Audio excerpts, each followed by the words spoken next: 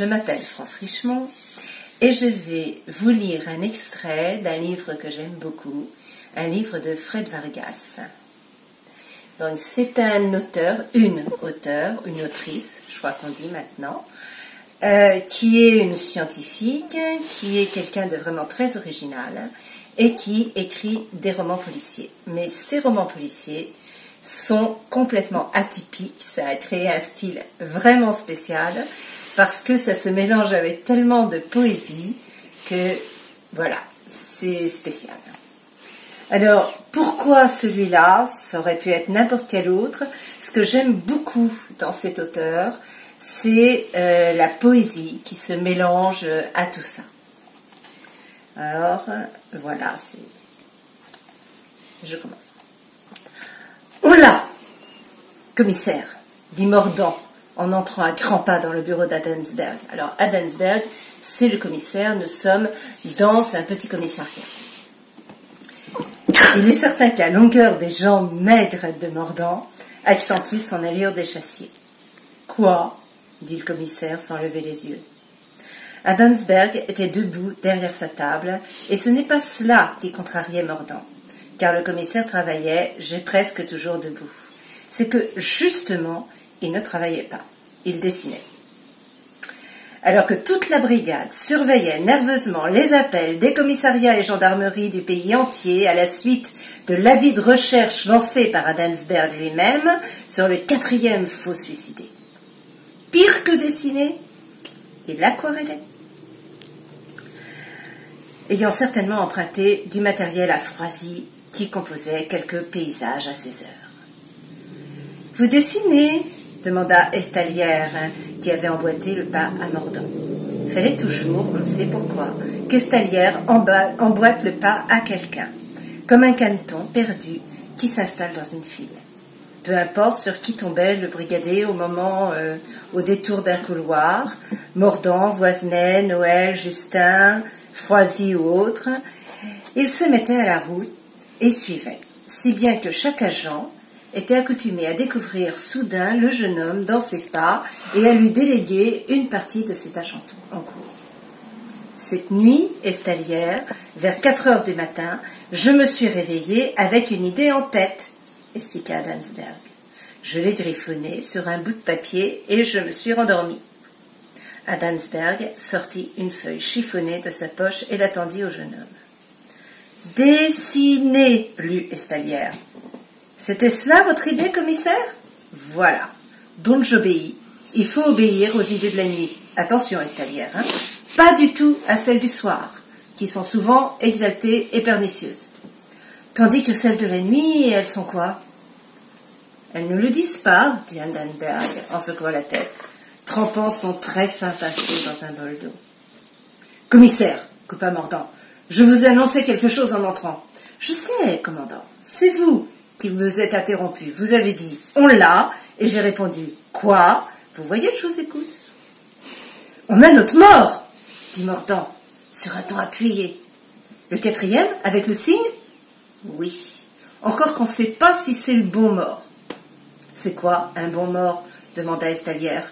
« C'est-à-dire, expliqua Adensberg, en se reculant pour juger de son dessein, qu'on ne sait pas si c'est l'homme manquant que nous a signalé le président de l'association, ou bien si nous sommes tombés sur un autre. Dans l'affaire islandaise, qui n'est plus une affaire, on craignait 6 autres morts, une fois l'assassin lancé sur son aire. Dans celle-ci, on peut en redouter plus de 600. Excusez-moi, dit-il en posant son pinceau et en regardant Mordant, mais en aquarelle, il y a des touches qu'on ne peut pas laisser sécher avant de les avoir achevées. Qui, où, comment? Drainez tous les agents vers la salle du conseil. Estalière fila hors du bureau, cette fois sans suivre personne. Salle du conseil, égale réunion, égale café à préparer. Avec sucre, sans sucre, 1 ou 2 morceaux, avec lait, sans lait, ou à nuage, serré, ou allongé. Il savait tout ça par cœur, selon les goûts de chacun. Lui-même ne buvait pas de café. Adensberg regarda ses montres arrêtées et Mordant lui signala qu'il était 11 heures. L'appel nous est arrivé de la gendarmerie de Brinvilliers-le-Haut, près de Montargis, annonça Mordant, une fois tout le monde installé en salle. Dans le Loiret, précisa Danglade. Ils ont eu non pas un suicide, mais un accident mortel il y a 19 jours au village de Mérecourt-le-Vieux, soit 4 jours avant la mort d'Alice, calcula Vérène. Pourquoi ont-ils répondu à notre appel? Demanda Justin. On n'avait pas précisé accident, mais suicide présumé. Parce que l'un des brigadiers, en allant sur les lieux le soir de l'accident, a taché sa manche contre un mur avec de la craie bleu vif. Après notre appel, il était assez excité au téléphone et je vous présente donc les choses telles qu'il les a dites. Il s'est demandé ce que de la craie bleue pouvait bien faire dans l'escalier d'une vieille cave noire. L'escalier était étroit et c'est comme ça qu'il s'est taché en frottant sa veste contre le mur. « Parce que l'accident a eu lieu dans une vieille cave noire ?» demanda Voisenet. « C'est ça. Homme, femme, un homme de 60 ans. Tous les soirs, il allait à la cave après le dîner, à la nuit donc, chercher 2 bouteilles de vin à bonifier pour le lendemain. 2 bouteilles qu'il tenait toujours à plat dans ses mains pour ne pas les secouer. C'est ce qu'a dit la sœur, parce qu'il vivait avec la famille de sa sœur. Elle a signalé ce fait pour expliquer l'accident. Il a buté sur une des marches en remontant et il est tombé à la renverse. Ces 2 bouteilles étant prises, il n'avait aucun moyen de se raccrocher. Il a dévalé tout l'escalier en arrière, les bouteilles aussi, dont l'une est d'ailleurs restée intacte, a précisé le brigadier. Il n'y a pas de justice, dit Kermodian. Qu'avait donné l'enquête? Demanda Landsberg. Un des membres de la famille aurait-il pu le pousser? Ils étaient encore tous à table au moment de la chute, et ils achevaient le vin, bonifié de la veille, dit Mordant en consultant ses notes. Donc, le brigadier, un vieux de la vieille, il est retourné ce matin, examiner l'escalier à cause de cette tache de craie. Il est fin, le gars, dit Vérène. Plutôt, oui.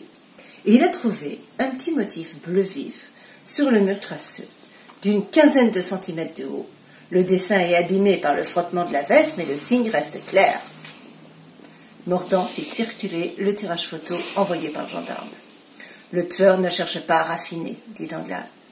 Craie, craignon à maquillage, pointe de couteau, tant qu'il pose sa marque, ce qui lui importe.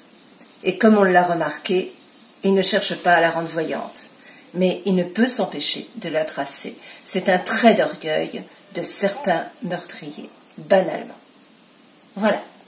Alors, si vous voulez la suite, c'est Temps glaciaire, je vous le recommande, c'est vraiment très décalé, très original et un super moment.